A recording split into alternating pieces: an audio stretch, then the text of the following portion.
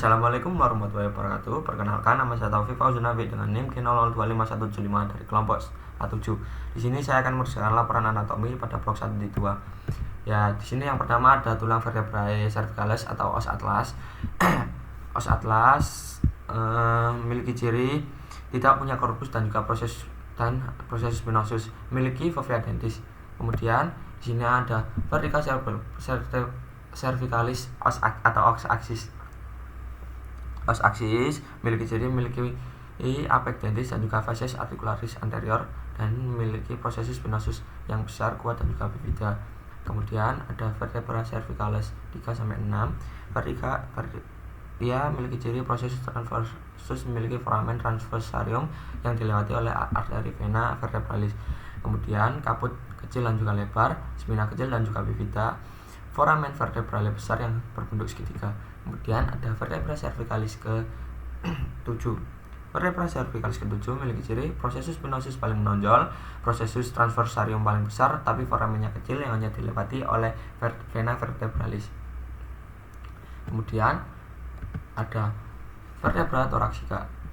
Vertebra thoracica memiliki ciri korpus berbentuk seperti jantung, foramen vertebral kecil dan juga bulat, prosesus spinosus panjang dan miring ke bawah.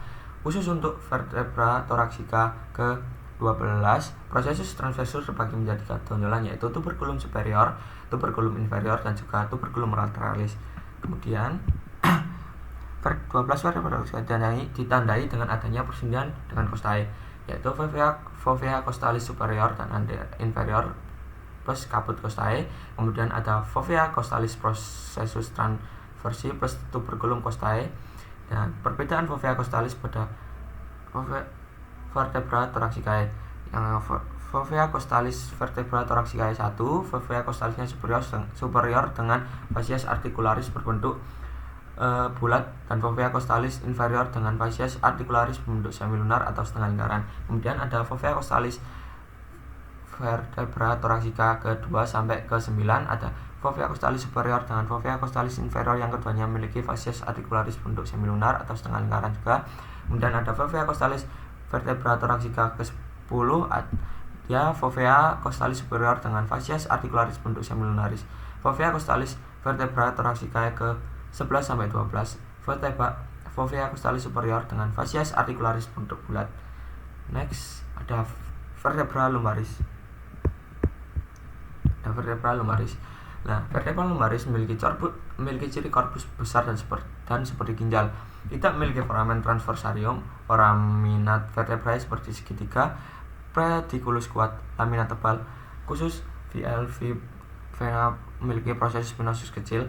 Sebagian ventral korpus lebih rendah dari bagian dorsal dan kadang melekat pada sakrum atau pada sakrum. Pada vertebra lumbaris ini juga terdapat perlekatan ligamentum iliolumbale. Kemudian ada vertebra sacralis. Vertebra sacralis ada promontorium, kemudian ada linea transversae, kemudian di sini juga ada foramina sacralis anteriora. Kemudian di bagian posterior ada fascia auricularis, kemudian ada crista sacralis mediana, kemudian ada crista sacralis lateralis, kemudian ada crista sacralis medialis, kemudian ada foramina sacralia posteriora. Next. Kemudian ada tulang vertebra coccygeae. Nah, di sini ada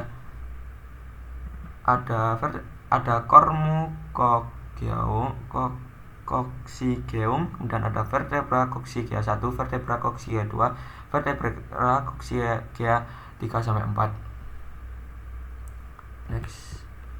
Di sini kemudian ada discus intervertebralis yang memiliki fungsi sebagai peredam benturan pada kolumna vertebra yang memungkinkan untuk menahan beban. Kemudian tersusun dari atas 2 komponen utama, yaitu annulus fibrosus pada bagian luar dan nucleus pulposus pada bagian dalam. Kemudian kita masuk pada bagian ligamenta atau skenario yang kedua. Skenario pertama sih Mas Yan.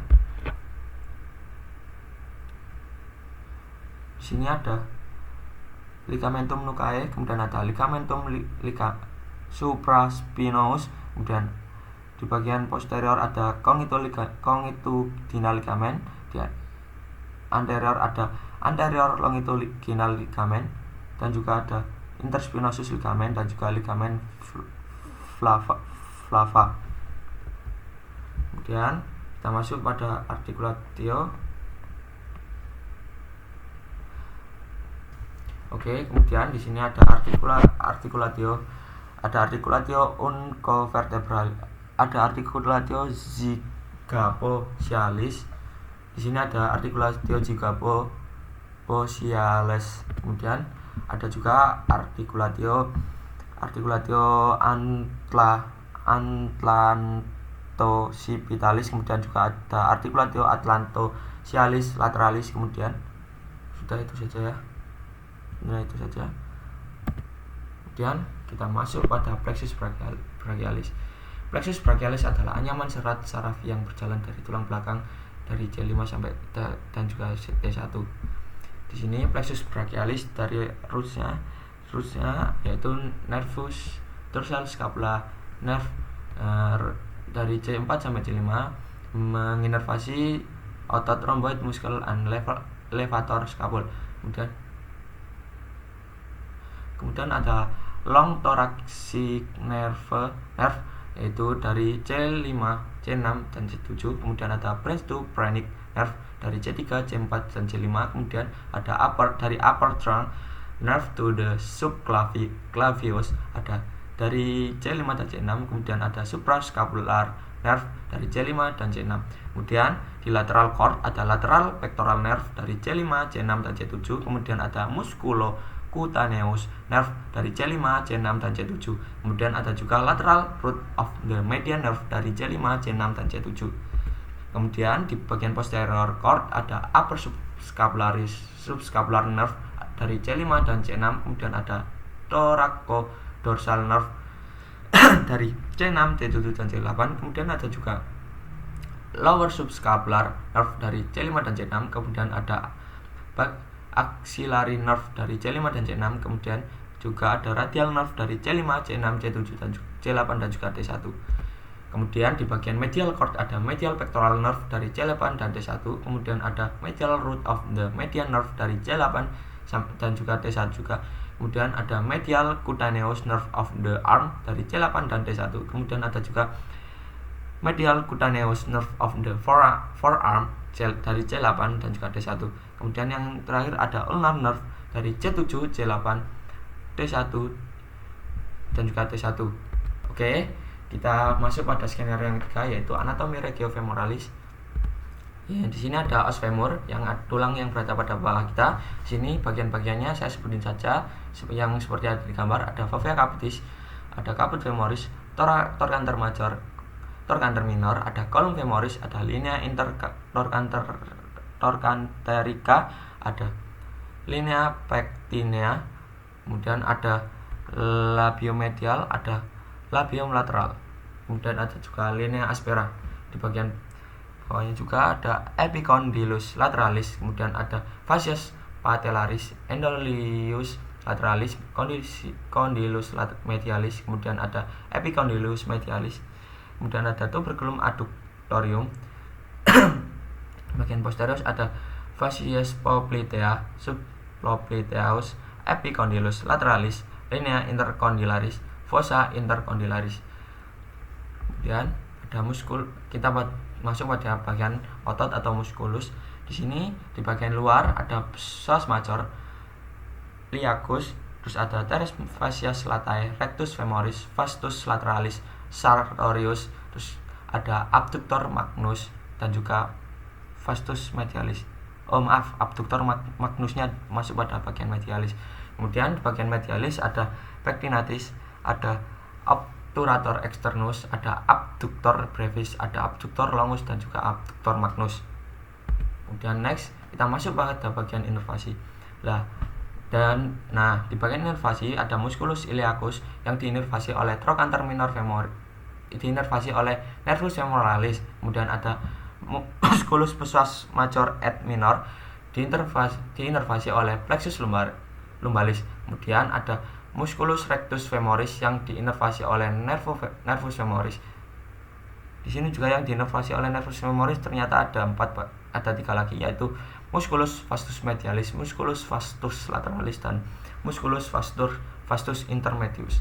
Kemudian di sini ada juga musculus gracilis musculus abductor longus dan juga musculus abductor brevis yang diinervasi oleh nervus obturatorius. Kemudian juga ada musculus abductor magnus yang diinervasi oleh 2 nervus, yaitu nervus obturatorius dan juga nervus ischiaticus. Kemudian ada musculus obturator externus yang diinervasi oleh nervus obturatorius. Kemudian ada musculus pectinatus yang diinervasi oleh nervus femoralis. Kemudian kita masuk ke bagian regio femoris posterior. Musculus bicep femoris diinervasi oleh pars tibialis dan juga dari nervus ischiaticus, dan juga pars forainus communis dari nervus ischiaticus. Kemudian ada musculus semitendinous yang juga musculus semimembranosus yang diinervasi oleh nervus ischiaticus. Sekian laporan praktikum dari saya. Assalamualaikum warahmatullahi wabarakatuh.